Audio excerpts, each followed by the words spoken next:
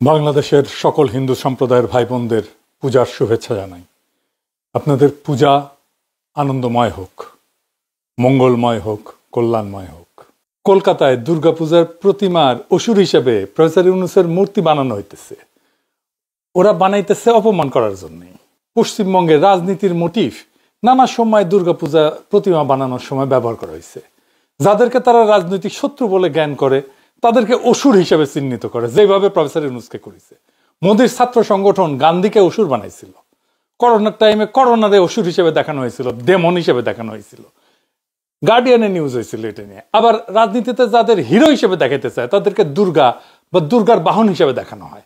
মমতার আদলে দুর্গা বানানো হয়েছে, মোদির মাকে দুর্গা, আবার মোদীকে দুর্গার বাহন সিংহ বানানো হয়েছে। তার মানে দুষ্ট লোক অসুর, ভালো লোক দুর্গা বা দুর্গার বাহন। নায়ক হইলে দুর্গা, ভিলেন হইলে অসুর। ভিলেনকে পরাজিত আর নিহত হইতে হয়। আবার আরেকটা অপমান আছে, সেটা মা দুর্গা অসুরের বুকের উপরেও পাড়া দিয়া থাকবে আর বর্ষা বিদে দিবে। ইলিশ মাছ পাঠান, আবার আরো পাঠান, বেশি কইরা পাঠান। নিষেধ করলে, মানা করলে তো শোনেন না। কালি পাঠান, কালি পাঠান। আমরা কিছু বললে তো বলবেন যে বলছে, আমাদের কোনো কথা শুনেন না। আর একবারে অপমান কান্দে করে নিয়ে আসেন। এটা তো ব্যক্তি প্রফেসর ইউনূসের অপমান না, এটা বাংলাদেশের বর্ষা বিপ্লবের অপমান। তারা ভুলতে পারতেছে না যে তারা তাদের একটা নয়া উপনিবেশ হারাইছে। তারা বাংলাদেশকে একটা স্বাধীন সার্বভৌম দেশ হিসেবে দেখে না তো, তারা দেখে তাদের হারানো জমিদারি হিসাবে। 1971-এ গৌরী প্রসন্ন মজুমদার একটা গান লিখেছিল, শোনো একটি মুজিবরের কণ্ঠ থেকে লক্ষ মুজিবরের কণ্ঠ, স্বরের ধ্বনি প্রতিধ্বনি, আকাশে বাতাসে ওঠে রুনি। এই লোক পাবনার লোক, গৌরী প্রসন্ন মজুমদার, ইন্ডিয়া সেটেল করে। গানটা গায়িকা জানেন? অংশুমান রায়, সেও ইন্ডিয়ান। গানটা প্রচারিত হয় কোথায় প্রথম জানেন? আকাশবাণী কলকাতায়, স্বাধীন বাংলা বেতার কেন্দ্রে না কিন্তু। 22 এপ্রিল 1971-এ আকাশবাণী কলকাতার সংবাদ বিচিত্রায় মুজিবের 7ই মার্চের ভাষণ প্রচার করে, মাঝখানে গানটা ঢুকে দেওয়া হয় এইভাবে। সংগ্রাম, এবারে সংগ্রাম, স্বাধীনতার সংগ্রাম।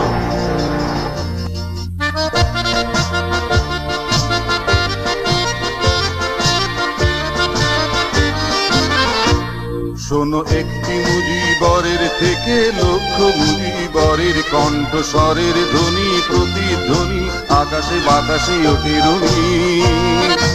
বাংলাদেশ আমার বাংলাদেশ, বাংলাদেশ আমার বাংলাদেশ। এখন প্রশ্নটা হইতেছে, কোন কুরকুরানি থেকে এই গান লিখলো, গাইলো, প্রচার করলো কলকাতার দাদা বাবুরা? আসেন সেটা একটু বুঝে দেখি। এটাই গানটার মধ্যেই আছে। আপনি যদি গানটার বাণী খুব খেয়াল করে লক্ষ্য করেন তাহলে বুঝবেন তাদের একটা গভীর বেদনার বা পরাজয়ের একটা অ্যান্টিথিসিস আছে। মানে জয়ের সম্ভাবনা দেখতেছে তারা মুজিবের ক্যারেক্টারের মধ্যে দিয়ে।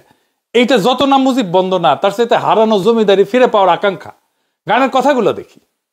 এ বলতেছে, জয় বাংলা বলতে মন রে আমার, এখনো কেন ভাবো, আমার হারানো বাংলাকে আবার তো ফিরে পাবো, অন্ধকারে পূব আকাশে উঠবে আবার দিনমণি। আমার হারানো বাংলাকে আবার তো ফিরে পাবো। বাংলাদেশ বা পূর্ব পাকিস্তানের জনগণ তো বাংলাকে হারায় নাই কখনো, 71-এও হারায় নাই। হারাইছে কলকাতার জমিদারেরা, পাশায় লাথি খায় ভাগছে 47-এ। সেই পরাজয়, সেই হারানো বাংলাকে তারা ফিরে পাবে সেই মৌকা করে দিছে মুজিব, তাই তারা মুজিব বন্দনা করে।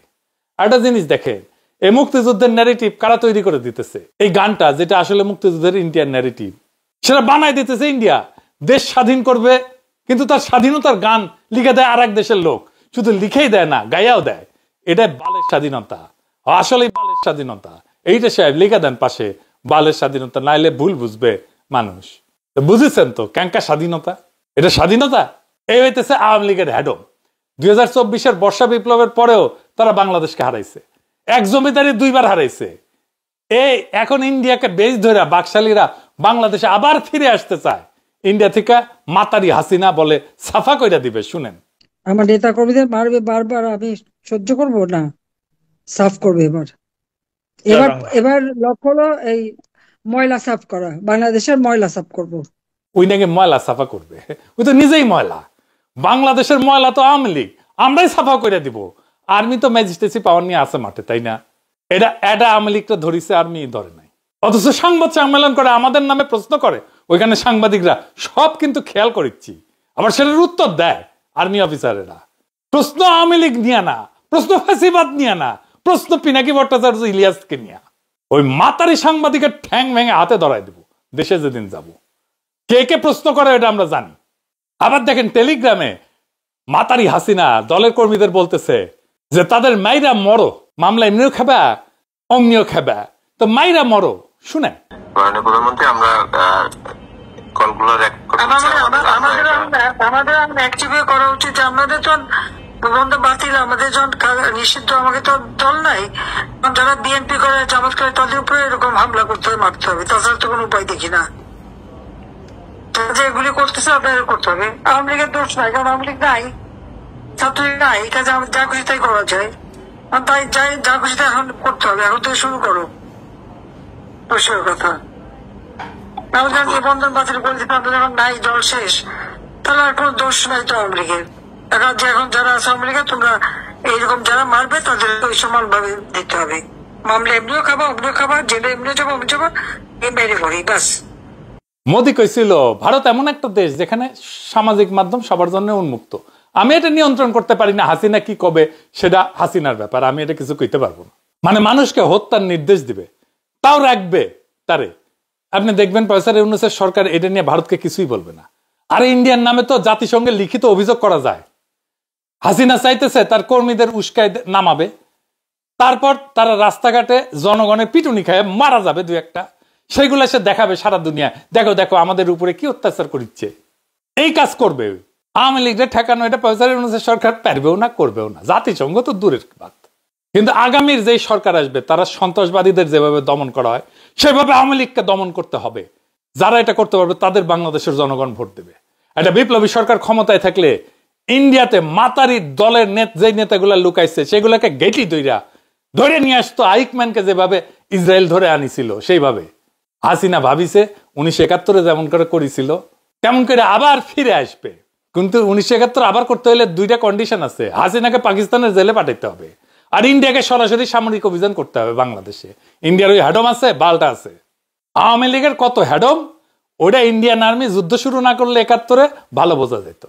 1975 বোঝা গেছিল কত হ্যাডম, কাদের সিদ্দিকী দলমল নিয়ে পলাই গেছিল ইন্ডিয়া, আর ইন্ডিয়া থেকে আইসা অপারেশন করতো বাংলাদেশের মধ্যে, আর পাবলিকে আর গ্রামবাসী মিলে ধৈর্যা মাইর দিয়া আর্মির হাতে তুলে দিত। এখন যেমন পাবলিকে মিছিল থেকে ধৈর্যা বাকশালীদের পুলিশে দেয়, ঠিক তেমনি পুলিশে দিলে তো 2 দিন পরে জামিন দিয়ে দিবে। তো ধৈর্যা যতখানি উসুল করা যায় করে নেবেন, আগে হিসাব বরাবর করে নেবেন।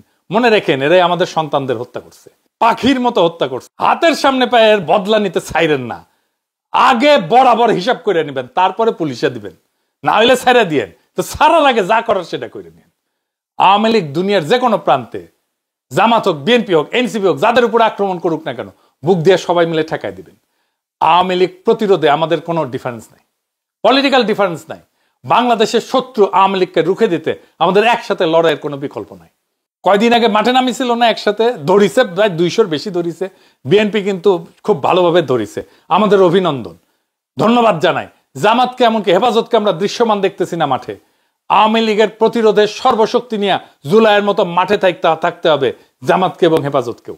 কেউ না আসুক, একাই ধাওয়া দেন মিছিল দেখলে, দেখবেন আশেপাশ থেকে মানুষ আপনার পাশে দাঁড়াইতেছে।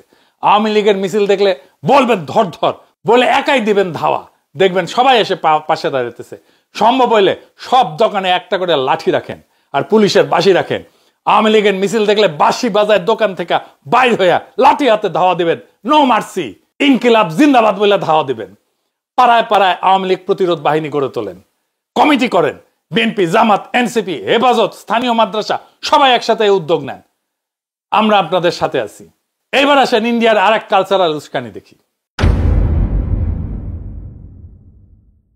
আপনারা দেখেছেন না এই পোলারে গান গাইতে, রাইয়া রাইয়া গান গাইতেছে। একজন পাঠাইছিল 32 নম্বর ভাঙার পরে গান গাইছিল, কারামোর ঘর ভেঙেছে স্মরণ আছে। কারামোর ঘর ভেঙেছে স্মরণ আছে, কারামোর ঘর ভেঙেছে স্মরণ আছে। সে আমার রক্তে ধোয়া দিন, চেতনায় হানছে আঘাত, চেতনায় হানছে আঘাত, চেতনায় হানছে আঘাত। যাক জনতা দুরন্ত সঙ্গী, দুরন্ত সঙ্গী। হ্যাঁ, মনে হইতেছে ওর নিজের ঘর ভাঙিছে। হাসিনারও এত রাগ মনে হয় নাই। তো ভাবলাম হয়তো ছাত্রলীগের কেউ, তারপরে দেখি ইন্ডিয়া থাকে, ভাবলাম হইতেও পারে ছাত্রলীগ তো ইন্ডিয়া পলাইছে কতজন। ও মা, পরে দেখি ফেসবুক প্রোফাইলে যায় দেখি যে রবীন্দ্র ভারতীতে MA করছে বাংলায়, হ্যাঁ মানে ইন্ডিয়ান মাল। তো ওই নতুন প্রজন্মের অংশুমান রায় হয়েছে, ধানমন্ডি 32 নম্বর তোর ঘর হয় কেমনে রে বাইঞ্চোদ, মানে মুজিবের ঘর কেমনে তোর ঘর হয়। এমন হইতো যে কালেকটিভ হিস্ট্রি পার্ট মুজিব, তাও না হয় হইতো। হ্যাঁ নেতাজি সুভাষ বসুর ঘরকে আমি আমার ঘর দাবি করতেই পারি, কারণ আমাদের কালেকটিভ হিস্ট্রির পার্ট। জিন্নার ঘরকে আমার ঘর দাবি করতে পারি, কারণ আমার কালেকটিভ হিস্ট্রির পার্ট। কিন্তু মুজিবের ঘর কেমনে তোর ঘর হয় রে মাদারচোদ, যদি না মুজিব ভারত রাষ্ট্রের স্বার্থ রক্ষা না করে থাকে। মানে রাষ্ট্র মানেই তো স্বার্থ, আর এক দেশের নেতা আমার স্বার্থ রক্ষা করবে না। তো এই পোলা যে বাংলাদেশ নিয়ে উস্কাইতেছে, আমরা 7 সিস্টার্স নিয়ে এমন গান বানাই, এখন বানাই এখানে, ওদের নেতারা যারা থাকতে পারতেছে না 7 সিস্টার্সে, তাদের আশ্রয় দিই বাংলাদেশে। আমাদের নাগরিকদের 7 সিস্টার্সের বিদ্রোহীদের সাথে কাজ করাই একসাথে। রিপাবলিক টিভির মতো একটা টিভি স্টেশন করে দিই 7 সিস্টারের বিদ্রোহীদের জন্য। ইন্ডিয়া মানবে না। প্রফেসর ইউনুস আমেরিকায় গিয়ে কইতেছে ইন্ডিয়া আমাদের এই প্রবলেম করতেছে, ওই প্রবলেম করতেছে। আমি প্রফেসর ইউনুস হইলে ঠিক এইগুলো করতাম, একটা টিভি স্টেশন বানাই দিতাম 7 সিস্টার্সের জন্য, একদিনের জন্য শান্তিতে থাকতে দিতাম না। ইন্ডিয়া 3 বার আব্বু ডাকতো আমাকে, তারপর নিজেরাই উস্কানি বন্ধ করতো। তো আমি কইতাম তোমার একটা উস্কানির বিপরীতে আমি 10টা উস্কানি দিব, দেখি কার কত দম। এবার আসেন দেশের সীমানায় বাংলাদেশে কি হইতেছে সেটা দেখি। আগে শোনেন এক বাইঞ্চোতের কথা, আনিস আলমগীর। বাংলাদেশে কেউ আওয়ামী লীগের হয়ে কথা কইতে পারে এইভাবে, এটা অবিশ্বাস্য ছিল 5ই আগস্টে 2024-এ, কিন্তু এটা হইতেছে। সে কইতেছে বাংলাদেশের 2 কোটি আওয়ামী লীগের নাকি ঘর ছাড়া। শুনেন আপনারা, আজকে বাংলাদেশ আওয়ামী লীগের কমপক্ষে 2 কোটি লোক বাস্তুচ্যুত অবস্থায় আছে। তারা নিজের বাড়িতে থাকতে পারছে না, তারা নিজের বাড়িতে শান্তিতে ঘুমাতে পারছে না, নিজের মা বাবাকে দেখতে পাচ্ছে না। যখন তারা দেখতে যাচ্ছে তখন তাদেরকে হত্যা করা হচ্ছে, তাদের বিরুদ্ধে ভুয়া মামলা দিয়ে রাখছে, এবং এই ভুয়া মামলা যতগুলো আছে এই ভুয়া মামলা 100 ভাগ লোক বলবো না, 90 ভাগ বিএনপি লোকরা করেছে। তো তাহলে আপনি যে এরকম একটা পরিস্থিতি তৈরি করে দিয়েছেন, তখন যে আপনি বলেন না আমরা তো ওদের মতো করি নাই, আপনি কম করেছেন কোথায়? ওরা তো আপনাকে ঘরে থাকতে দিয়েছে, আপনাকে জেলে দিয়েছিল, আপনি তাদেরকে জেলে দেন। আপনি তো জেলে দিয়েও শান্তি পাচ্ছেন না। জেলে যখন যাচ্ছে, হাবিবে নিজে বলুক কতবার উনি পেয়েছেন, জামিন পেয়েছেন, জামিনে কি ধরনের বাধা হয়েছে আমি তো দেখি না। এখন তো আপনি আসামি হয়ে যখন আপনি কোর্টে যাচ্ছেন, তখন আপনার উকিলকে মারতেছে, আপনার উকিলও পাচ্ছেন না। আপনি উকিল যারা আসতেছে তাদেরকে ডিম মারতেছে। আসামি হয়ে আপনি গেলেন, হেলমেট লাগিয়ে আপনাকে রাখতেছে, আপনাকে আঘাত করতেছে। এই পরিস্থিতিগুলো কি আছিল শেখ হাসিনার আমলে? বান্দির পুত্র রোহিঙ্গারা ডিসপ্লেসড হয়েছে কত, 10 লাখ। আমাদের কাল ঘাম ছুটে গেছে তাদের একটা ফাঁকা জায়গায় অ্যাকোমোডেট করতে। সিরিয়ায় মোট ডিসপ্লেসড হয়েছে কত, এতদিন যুদ্ধ হয়েছে 1,20 লাখ। এতদিনের যুদ্ধ আফগানিস্তানে কত লোক ডিসপ্লেসড হয়েছে, 1 কোটি। আর বাংলাদেশে 2 কোটি আওয়ামী লীগের ডিসপ্লেসড হয়েছে। গাঞ্জার নৌকা কি পাহাড়ে যায়? এই আনিস আলমগীর একটা আওয়ামী ফ্যাসিস্ট পান্ডা। 2021 সালের 30 নভেম্বর এটা লিখেছিল বাংলা ট্রিবিউনে, খালেদা জিয়ার চিকিৎসা রাজনীতি। কি লিখেছিল দেখি, বিএনপি সেই সুযোগ না নিয়ে বারবার জল ঘোলা করিচ্ছে এবং খালেদা জিয়ার চিকিৎসাকে পিছিয়ে দিচ্ছে। তারা খালেদা জিয়ার আপসীন নেত্রী ইমেজ ধরে রাখতে আগ্রহী, কিন্তু একজন ব্যক্তি যখন তাদের ভাষায় মৃত্যু সজ্জায়, তখন এই আপসীন ইমেজ কি কাজে আসবে তার ব্যক্তি জীবনে? রাজনৈতিক পতনের কথা বললে খালেদা জিয়ার রাজনৈতিক পতন হয়ে গেছে বহু আগে। খালেদা জিয়ার নাকি রাজনৈতিক পতন হয়েছে বহু আগে। আরামজাদা বান্দির পুত মাদারচোদ এখনো টেলিভিশন স্টেশনে যে বক বক করে শুয়ারের বাচ্চা। তো তাই কি করতে হবে? রাজনৈতিক পতন হয়েছে কইতেছে প্রধানমন্ত্রী তো খালেদা জিয়ার চিকিৎসার সুযোগ দিয়ে তার রাগ ক্ষোভ গোপন করেনি, প্রকাশ্যে বলছেন এবং ক্ষোভের কারণও ব্যাখ্যা করছেন। মানে এটা জাস্টিফাইড, সে জাস্টিফিকেশন দিচ্ছে হাসিনা পক্ষ হইয়া। তিনি নিজের হাতে যে ক্ষমতা আছে তা ব্যয় করে খালেদা জিয়ার দ্বন্দ্ব স্থগিত করছেন। তাও বলছেন তাহলে প্রধানমন্ত্রীকে টার্গেট করে গোলা ছুড়ে লাভ কি? বলতেছে হাসিনাকে বাঁচাইতে আসছে মাদারচোদ। আবার কইতেছে চিকিৎসা মৌলিক অধিকার, অবশ্যই, কিন্তু একজন সাজাপ্রাপ্ত আসামি এবং সাধারণের অধিকার নিশ্চয়ই এক নয়, সীমিত। গয়েশ্বররা সেটা ভালো করেই জানেন। তারা বেগম জিয়ার চিকিৎসা নিয়ে রাজনীতি না করে মুক্তির জন্য কেন ক্ষমা প্রার্থনা করছেন না? মানে আনিস আলমগীর খালেদা জিয়াকে হাসিনার কাছে ক্ষমা চাওয়ার জন্য বলতেছে। ওই মাদারচোদের তো 5ই আগস্টে ঠ্যাং ভেঙে হাতে ধরে দেওয়া উচিত ছিল। শুয়োরের বাচ্চা এখন বুদ্ধিজীবী সাজিয়েছে টেলিভিশন স্টেশনে এসে। মাদারচোদ। আবার বঙ্গবন্ধুর মৃত্যু নিয়ে সে 15ই আগস্টে মুজিবের প্রশংসায় পঞ্চমুখ। শেখ মুজিবকে যে ফুটা করা হয়েছিল না যে তারিখে, পুরো 15ই আগস্টে, সেই ডেটে তার এই ট্রিবিউট করে কলাম লিখেছে। আমি আর পড়লাম না বালসাল। আর একটা লিখেছে 19 অক্টোবর 2022-এ, লিখেছে হুকার হুঙ্কার, মানে হুম্মাম কাদেরের হুঙ্কার এবং সাধারণ মানুষের চাওয়া। মানে হুম্মাম কাদের নারায়ে তাকবীর স্লোগান দিয়েছিল, ওইটার সমালোচনা করছে ইউটি। কি লিখিচ্ছে দেখেন। চট্টগ্রামে বিএনপির জনসভায় হুকা চৌধুরীর দাওয়া, সাম্প্রতিক নারায়ে তকবীর স্লোগান নিয়ে মিডিয়া প্রশ্ন তুললে তার পক্ষে সোশ্যাল মিডিয়া সরব হয়েছে। এদের মুখের ভাষাও হুকার দাদা বাবার মতোই। ভাবখানা যেমন বাংলাদেশে আল্লাহর নামে তকবীর দেওয়া মানুষের অভাব পড়েছিল, হুকা এসে ইসলাম উদ্ধার করেছে। হুকা তার দাদা ফজলুল কাদের চৌধুরী, ফকা চৌধুরী এবং তার বাবা সাকা চৌধুরীর মতো ধর্মীয় কার্ড খেলে মানুষকে বোকা বানাতে চেয়েছেন। সেই জন্যই তিনি বক্তৃতার শুরু এবং শেষে নারায়ে তকবীর ধ্বনি দিয়ে ক্ষান্ত হননি শুধু, এটাকে তার বাবার স্লোগান দাবি করেন। ওই বক্তৃতার সাকা পুত্র তার বাবাকে শহীদ বলেছে। সাকা যুদ্ধাপরাধে সাজাপ্রাপ্ত ব্যক্তি, বাংলাদেশের রাজনীতিতে অত্যন্ত ঘৃণিত কুলাঙ্গার, ৭১ সালের হিংস্র খুনি থেকে অশ্লীল রাজনীতিবিদ, যে আমার চাচা মুক্তিযোদ্ধা বখতিয়ার উদ্দিন চৌধুরীকেও 13 আগস্ট 1971 সালে ধরে নিয়ে ফকা চৌধুরীর হাতে তুলে দিয়েছিল হত্যার জন্য। তাকে শহীদ বলা মানে শহীদদের অপমান করা, শহীদ শব্দের অপব্যবহার। অশ্লীল বক্তব্য, ঔদ্ধত্যপূর্ণ মন্তব্য করে ঘরে বাইরে আলোচিত সাকার মতো যদি তার পুত্র হুকাও রাজনীতি করতে চান, তাহলে তার কপালে শনি আছে। তার মনে রাখা উচিত যে বাপ দাদার দেখানো পথে তার সফলতা নেই। তার বাপ দাদার অপকর্মের জন্য পুরো চট্টগ্রামে তারা একটি ঘৃণিত পরিবার। আপনারাই বলেন, চট্টগ্রামবাসী আপনারাই বলেন, সালাউদ্দিন কাদের চৌধুরীর পরিবার কি ঘৃণিত পরিবার চট্টগ্রামে? না হাইলি রেসপেক্টেড পরিবার। এবং সেই জন্যেই সালাউদ্দিন কাদের চৌধুরীকে ফাঁসি দেওয়া হয়েছে। একজন ভেরি স্ট্রং ন্যাশনালিস্ট লিডার, তার এইভাবে ফাঁসি দেওয়া হয়েছে। দেখেন আবার লিখিচ্ছে, আজ সরকারের অবদান থাকুক আর না থাকুক, কোটি কোটি প্রবাসী শ্রমিকের আয়ে সারা দেশে উন্নয়নের ছোঁয়া লেগেছে। গ্রামে গঞ্জে গেলে দেখবেন পাকা ঘর তৈরি হয়েছে। যারা যুদ্ধাপরাধী তাদের বিচার করে বাংলাদেশ তার একটা নৈতিক দায়িত্ব শেষ করেছে। শালা শাহবাগীর বাচ্চা। কিন্তু এই বিচারের প্রতিশোধের কথা তুলে দেশে যদি নৈরাজ্যের স্বপ্ন দেখে কেউ প্রতিহিংসার রাজনীতিতে সামনে আসতে চায়, তারা রাষ্ট্রের স্থিতিশীলতা এবং উন্নয়নকে বাধাগ্রস্ত করতে চায়। হাসিনার বয়ান দেখেছেন?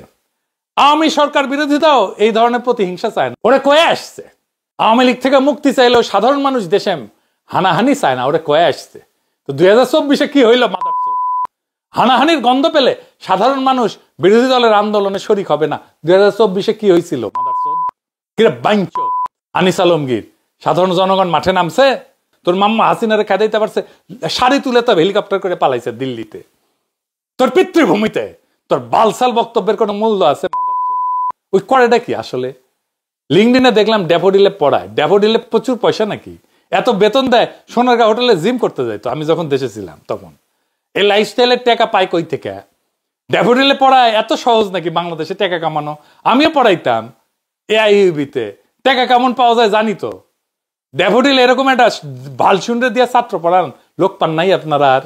হ্যাঁ, ড্যাফোডিলের কিন্তু প্রচুর সমস্যা আছে। ড্যাফোডিলের মালিকের এরকম লোকরে ধরে ধরে পাল্টেছেন আপনারা। মিয়া দাবড়ায় ধরলে তো তখন আবার কাউ কাউ করবেন। আপনার তাসনিম খলিলকে দিয়ে পড়াইতে পারেন, আল জাজিরা তানভীর আছে ওদের দিয়ে পড়াইতে পারেন, এমনকি প্রেস সেক্রেটারি শফিক আছে ওরে দিয়ে পড়ান। এই গুয়ে হাত পড়লো আপনাদের, মানে বাকশাল একটা গু, আওয়ামী লীগ একটা গু। সেই গুয়ের নিকৃষ্ট পোকাটা হচ্ছে আনিস আলমগীর। আবার এর টিভিতে ডাকেন বালসাল করার জন্যে। 2024-এর বর্ষা বিপ্লবে একটা রু ছিল, রু আত্মা ছিল। সেই রুকে মাইরা ফেলেছে প্রফেসর ইউনূসের সরকার। তারই সিমটম হইতেছে আনিস আলমগীর।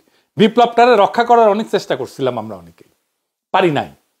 হাতে ধরে শেষ করে দিল এই সরকার। বাংলাদেশের মানুষ যেমন মুজিবের শাসনকে, মুজিবের অদক্ষতাকে ক্ষমা করে নাই, ঠিক তেমনি প্রফেসর ইউনূসের শাসনকে ক্ষমা করবে না কোনোদিন। হাসিনা তো বিলা আছেই, যারা মিত্র ছিল তাদেরকেও বিলা বানাই দিছে এই সরকার। এখন আপ তেরা ক্যা হোগা কাল্লু, সর্দার मैंने आपका नमक खाया है, अब एक কাল্লু अब গুলি খা দিচিয়াও। এই গুলি আসতেছে কলকাতা থেকে, যেটি ইলিশ পাঠাইছে এ প্রফেসর ইউনূস। ইলিশ মাছ না পাঠালে আমি এত বিলা হইতাম না। সত্যি কথা, আমি খুব ছোটখাটো জিনিসে বিলা হয়ে যায়। কলকাতার পূজার প্যান্ডেলে যা হয়েছে, অপমান তো ব্যক্তিগত না, এটা সংগ্রামের অপমান, এটা বিপ্লবের অপমান। যখন তারা প্রতিমায় আমাদের ইতিহাসকে কেটে ছিঁড়ে উপহাস করে, তখন তারা শুধু একজন ব্যক্তিকে আঘাত করে না, তো তারা আমাদের সার্বভৌমত্ব, আমাদের শিল্প সংস্কৃতি, আমাদের মর্যাদা, আমাদের স্মৃতিকে আঘাত করে। এইটা আমাদের বর্ষা বিপ্লবের প্রতি আঘাত। আমরা চুপ করে বসে থাকবো না, এইটার আমরা বদলা নেব। ইনকিলাব জিন্দাবাদ।